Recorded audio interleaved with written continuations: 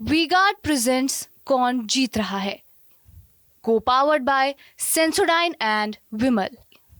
बोलो जुबां केसरी। हम समस्तीपुर की बात करें तो समस्तीपुर में मैं काफी घूमा। मैं सनी हजारी के गढ़ में भी गया, जहां से उनके पिताजी विधायक हैं, वहां भी गया। और मैं उनके दादाजी जहां से कभी जीतते थे, वारिस नगर, वहां भी गया।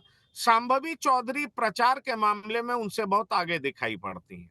और दूसरा सवाल, जब मैं दलित बस्ती में गया जहां पासवान लोग रहते थे, मेरे मन में इच्छा हुई कि मैं जान सकूं कि आखिरकार सन्नी हजारी लोकल लीडर है, पासवान समाज से ही आते हैं, तो वहां के मतदाता किस तरीके से सोचते हैं। वो चिराग पासवान को लीडर मानते हैं तो शांभवी के पक्ष में वोट देने की बात करेंगे। अगर वो सनी हजारी को, महेश्वर हजारी को, उनके दादा रामसेवक हजारी को नेता मानते हैं तो निश्चित तौर पर वो सनी हजारी को वोट देने की बात करेंगे। यकीन मानिए, मुझे बहुत सारी महिलाएं मिली, बहुत सारे लोग मिले जो कि चिराग पासवान को नेता के तौर पर एक्सेप्ट कर चुके हैं। और मैंने ये चीज दरभंगा में भी देखा, मैंने ये चीज समस्तीपुर में भी देखा, मैंने ये चीज उजियारपुर में भी देखा। मैं ये महसूस कर रहा हूं कि चिराग पासवान अनडिस्प्यूटेड लीडर पासवान समाज के हो चुके हैं, इसमें कोई शक रह नहीं गया है। पर जहां तक सवाल है स्थानीय बनाम बाहरी का मुद्दा, उसको तूल पकड़ाने की कोशिश की गई है कि उसको किसी तरीके से हवा दी जाए। लेकिन समस्तीपुर में यह मुद्दा है, पर बहुत बड़ा मुद्दा बनता हुआ यह दिखा नहीं है। इसलिए मैं आपसे पूछ रहा हूं कि समस्तीपुर की लड़ाई को आप कैसे देख रहे हैं। शांभवी वर्सेस सनी हजारी की लड़ाई किस ओर जाती हुई दिखाई पड़ रही है? बिल्कुल आपने शुरुआत ठीक से की कि एक मंत्री के पुत्री हैं और एक मंत्री के पुत्र हैं। और कोइंसिडेंस ऐसा है कि दोनों एक ही पार्टी के, महेश्वर हजारी जी भी जेडीयू में हैं और अशोक चौधरी जी भी जेडीयू में हैं। रह गई बात कि शांभवी चौधरी थोड़ी मुखर है और बड़ी मुखरता के साथ, पूरे विजन के साथ जनता से कनेक्ट हो रही है, जनता के बीच में जा रही है, पढ़ी लिखी हुई है। आपका इंटरव्यू भी मैंने देखा था और बड़ी बेबाकी से विजन पर बात कर रही है कि अगर हमें मौका मिला, अगर मेरे मन में राजनीति की कहीं न कहीं आकांक्षा, महत्वाकांक्षा, किसी कोने में उसके लिए जगह थी, तो उसके पीछे एक सेवा भाव भी था। और वो अपनी पारिवारिक पृष्ठभूमि भी बताती है कि मैंने देखा है अपने परिवार में राजनीति को कैसे लोग एक आकार देते हैं। मैंने देखा है कि राजनीति को धार कैसे दी जाती है, लेकिन जन सरोकार भी रहा है मेरे परिवार का राजनीति से, और वो जन सरोकारों से मैं भी जोड़ना चाहती थी। तो अगर ये शांभवी अपने को जिस तरह से मुखर होकर के बोल रही है, इनकी सभाओं में लोग सुन रहे हैं, लगता है कि शांभवी थोड़ा बेहतर तरीके से लोगों को कनेक्ट कर रही है। और एक जो रह गया था कि कहीं हो सकता है कि शांभवी चूंकि जिस परिवार से आती है, चौधरी परिवार से, तो कहीं पासवान बिरादरी इसके खिलाफ में न चला जाए और सनी हजारी को इसका लाभ नहीं मिल जाए।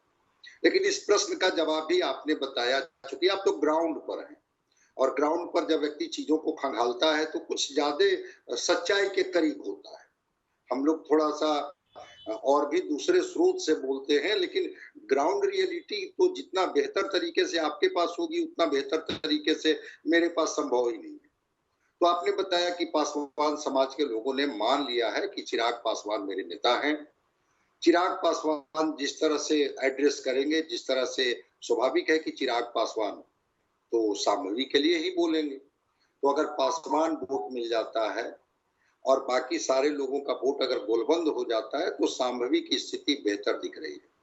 सनी हजारी अपने तरीके से प्रयास कर रहे हैं, लेकिन मैं एक चीज जोड़ना चाहता हूं, अब उसके निहितार्थ क्या है मुझे नहीं पता है, कि नीतीश कुमार बीच में बड़े गुस्से में थे और उस गुस्से का इजहार उन्होंने इस रूप में किया था कि अच्छा, चुनाव के बाद जो लोग हैं जो मेरे साथ हैं, लेकिन वो अपने तरीके से निर्णय लेते हैं, उनके रिश्ते कहीं और होते हैं, मैं जरा उनको देख लूंगा। कहीं ये इशारा महेश्वर हजारी के तरफ तो नहीं था। और अगर महेश्वर हजारी की तरफ था या सन्नी हजारी की उम्मीदवारी को लेकर के कि अपने बेटे को उन्होंने कांग्रेस से टिकट दिला दी, इसको लेकर के था, तो बड़ा दिलचस्प होगा कि समस्तीपुर में क्या, जहां पर अशोक चौधरी किशोर कुणाल की वो बहू हो गई और किशोर कुणाल जी भी मैंने देखा कि कैंपेन करते हुए अपने तरीके से, क्योंकि किशोर कुणाल जी का ससुराल भी समस्तीपुर इलाके में ही है, तो वो भी अपने तरीके से लोगों को कनेक्ट कर रहे थे, बता रहे थे। और उन्होंने भी एक इंटरव्यू में बड़ा मुखर होकर के कहा कि अगर मैं इसके लिए प्रचार नहीं करूंगा तो शायद ये ईमानदारी नहीं होगी जो मैं कहता हूं कि मैं भेदभाव नहीं करता हूं, मैं जाति की बात नहीं करता हूं, तो एक दलित बहू अगर मेरे घर में आई है तो मैं उसके लिए तो करूंगा। तो कुल मिलाकर के शांभवी थोड़ा सा बेहतर दिख रही है, और उससे भी बेहतर ये दिख रही है कि वो किस बिरादरी से आती है, किस सुरक्षित सीट से लड़ रही है। शांभवी चौधरी की आंखों में जो मैं चमक देख रहा हूँ कि अगर मुझे जनता मौका देगी तो मेरे पास एक अपना विजन है और मैं समस्तीपुर की बेहतरी के लिए काम करूंगा।